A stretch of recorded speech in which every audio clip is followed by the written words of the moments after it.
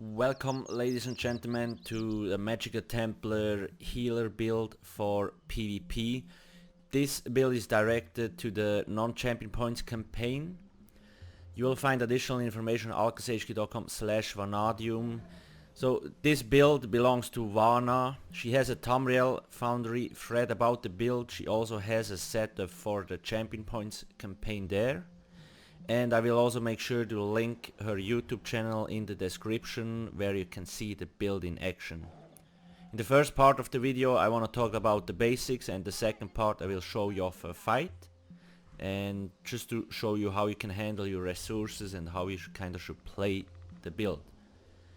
Now, to show you off what kind of stats we do have.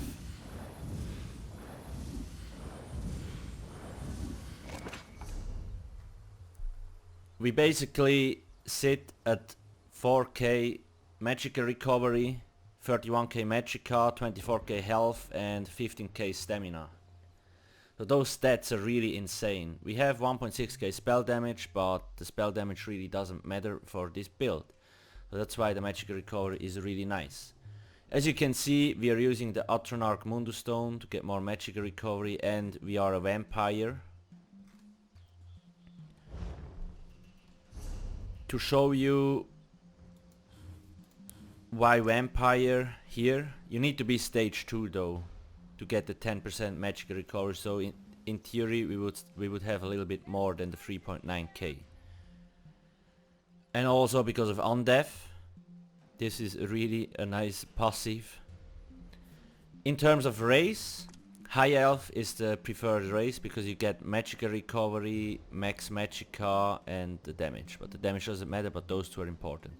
Breton also works, Dark Elf is also nice. However, High Elf is the best choice. So on top of those 4k Magicka recovery, we are using heavy armor. We have the Constitution passive, 930 Magicka and stamina every 4 seconds. So that's even more recovery. And we have 15k stamina. We basically never run out of stamina, so we can always break free when we get stunned. So we don't die when we get stunned, for example. What kind of gear are we using? 5-piece Seducer. This reduces the cost of your magic abilities by 8% and gives you really nice recovery bonuses in general. All impenetrable. Then on the big pieces you want the Tri-Stat Glyph, the prismatic ones. And on the small pieces Magicka. We are using Pirate Skeleton this patch. This set is really strong. When you take damage you have a 6% chance to transform into a skeleton and gain major protection and minor defile.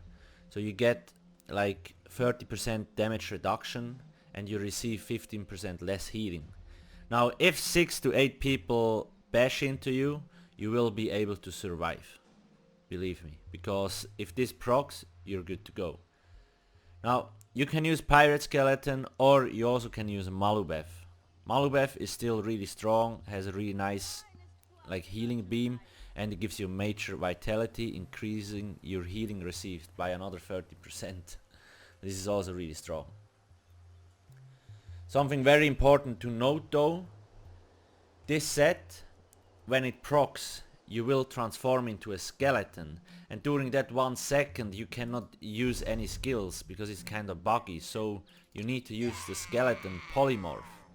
If you have the the skeleton polymorph on and the pirate skeleton set procs, you will not have that 1 second kindish bug cooldown where you can't do anything. You can get this polymorph very quickly here in Shadowfen in the Stillrise village. Just do the quest and it takes like 10 minutes and you have the polymorph. Very fast. Okay, let's turn this back. The last set is the Shroud of the Lich. It gives us again 2 other Magicka recovery bonuses, and when we fall below 33% Magicka we get 1k Magicka recovery for 20 seconds. So that is very nice. So when you think shit, we drop low on Magicka, this set procs and you will be back to full in no time, believe me. We have Magicka recovery glyphs on all those jewelry which is needed. You don't really need spell damage, because the thing is, on the non-champion points campaign, resource management is very tricky, especially if an enemy has an increased cost poison. You really need the recovery. Now you might think, yeah, but our heals will be low. It's not true, because you can spam skills as long as you want with this high recovery. But if you use spell damage here, you have 0 Magicka, you can't heal anything and people will die. Really simple. We use a Lich set, shield, sturdy, you also can use impen, and we have a sword of the Lich, defending, sharpened also works, and then a random restoration stuff. Now here is where the build might slightly differ from the build on Tamriel Foundry from Vana. I will explain in a second why. Lich drops in Crypts of Heart. You should be able to farm it in no time. If you don't want to farm, you could use Alteration Mastery as a backup. I will make sure to link the set on my website so you can click on it and go check it out what it is. It's a similar set. It doesn't give that much magic recovery, but it offers more cost reduction. However, Lich is the best in slot, definitely. That's it about the gear.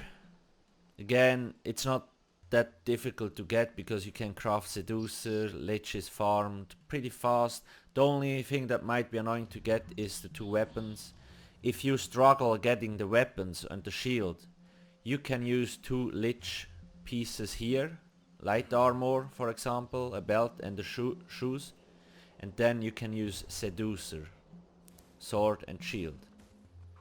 However, remember, whenever you swap to the back bar, you will lose the Seducer cost reduction. That's why you should get those things. And I think if you don't have the Lich set, you probably want it anyways, because no champion points campaign is more fun than the CP campaign anyway. At least that's my opinion. Let's move on. In terms of skills, on our sword and board bar, we have Breath of Life. This is our main spammable ability. It saves a lot of people. If you look at my other builds, like the Rough I just recently released, I will also put it into the description of the video. The heals are not big, but if you have buddies around that can shield themselves, it kind of creates a buffer and it's really nice. Because I can spam Breath of Life all day long with potions and the Lich proc, believe me. Even if there is a cost increased poison on me. Channeled Focus, so this has 2 things. First off, physical resistance and spell resistance is increased by 5.3, okay, which is a lot. And it gives us 120 Magicka every 0.5 seconds. So that's 240 every second, which equals 480 Magicka recovery on the character sheet, so even more. And the reason why this is nice is when we drop this, normally in Myst form you cannot regain any Magicka. However, this still works. We have Inner Light, simply to give us more Magicka. Technically you could use Radiant Mage Light here, but gankers can't really one-shot us, so I guess the extra Magicka is more important. And we get the extra spell crit. Repentance, really strong. Burst heal and stamina recovery if there is dead bodies around, definitely needed. Because especially your damage dealers might run into stamina issues and then they can't break free, so this is really helpful. Ritual of Retribution. This skill is very nice. It cleanses 2 harmful effects from you, and then it also, because of the sacred ground, you see, gives you major mending, increasing your healing down by 25%. On top of that, if enemies stand in that area, they will get the 30% snare, as you can see that in the second text. So this skill is very, very strong. It also deals small damage. Here we have Remembrance. This is a very nice kinda, I will show you that in a second when I show you some fights. Like, when people know how to play and stack around you, you can use this. Especially if enemies with 2-3 death ultis run into you, you pop this and people will survive. Because you see, also reduces damage to allies in the target area by 23%. Really nice, and it gives so much healing. On top of that, while this is active for yourself, let me check, where is it? Here. Channel Rite of Passage grants a 16.5k bonus to your armor, so you're basically armor capped during channeling this thing, so you cannot die. Back bar, we have Jesus Beam, aka Radiant Oppression. Now, if you're not busy healing, just beam those motherfuckers, okay? Really simple. Because eventually it will kill somebody. We don't have a lot of spell damage, but it doesn't matter, it still hits like a truck. Elusive Mist, this is very important. Now this skill reduces all damage taken by 75% and gives you the speed buff. Also, the main reason why we actually use this skill. In this game there is a lot of snares and roots, so when you're rooted you don't want to dodge roll, right? Because it costs a lot of stamina, so you just pop this, the root will disappear, snare will disappear. You're good to go. Also, if you need to reposition yourself, like if 20 dudes try to kill you, you can still jump around and you take almost no damage. Inner Light again. Technically you could use another skill there if you really want, like spears, if you have stamina boys in your group to support them. This is just an example. Aurora Javelin, now this here, it's just kind of a CC ability. If there is a lot of enemies around, it can be very helpful because it knocks them back. And then we have Structured Entropy, that's where we get our spell damage buff from, because usually we are using those potions here, I almost forgot. The CC immunity potions, so they give you CC immunity, increase the detection radius to kill those sneaky night blades, and it gives you Magicka back, or those here, the tri-stats. Buff food, we are using this here, the tri-stat, health, magic and stamina. I will put on my website on what ingredients you need to craft them, so you can go check it out there. The last ulti will be the Restoration ulti. Mine is not leveled yet, so you want to choose the morph that gives a lot of buffs to your bodies. So this is a really strong ultimate and very underestimated currently, I think, because it only costs 96 ultimate and it gives so much buffs to the enemies. It's insane. Especially when you wanna combo down enemy, when you have 2 other people in your group and they're like, okay, we have our ultis ready, let's nuke him.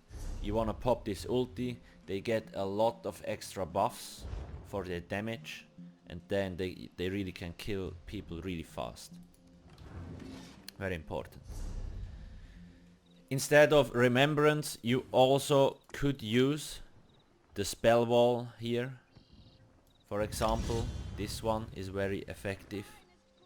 However, I do prefer this one because it supports your group more.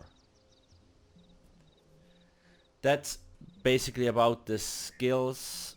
What kind of passives you will need is on my website, so go check it out. Just don't forget medicinal use, because this is a very important one. Now let's get on to the second part of the video. I will link Vana's YouTube channel in the description, so you can go watch like the full video. She has been playing this build for a long time, so make sure to give her a follow. Now in this particular scene, I want to kind of show off the healing ultimate, because as you can see, there are 4 people and they're all very close together, and the enemies are coming in with Destro ultis. So you want to pop the healing ulti, they get a 23% damage reduction and you will do a shit ton of healing, and they can't really CC and interrupt you because you're immune in the Remembrance ulti. enemies got 3 death rules, but they do a lot of damage, but we are out healing them, and one of our bodies then pops a death ulti, and because they kinda forgot about their defenses, they drop really low and they have to spread out and run away. This was just one particular scene. If you want more of this footage, just go to her YouTube channel, and she has quite a lot of PvP videos, so you kind of can see how she plays there, and you should be good to go. Otherwise, you can always ask me in the comment section below, or ask Vana in her Tamriel Foundry thread, or on her YouTube channel. Now, that's basically it. Thanks for watching and have a nice day. Cheers.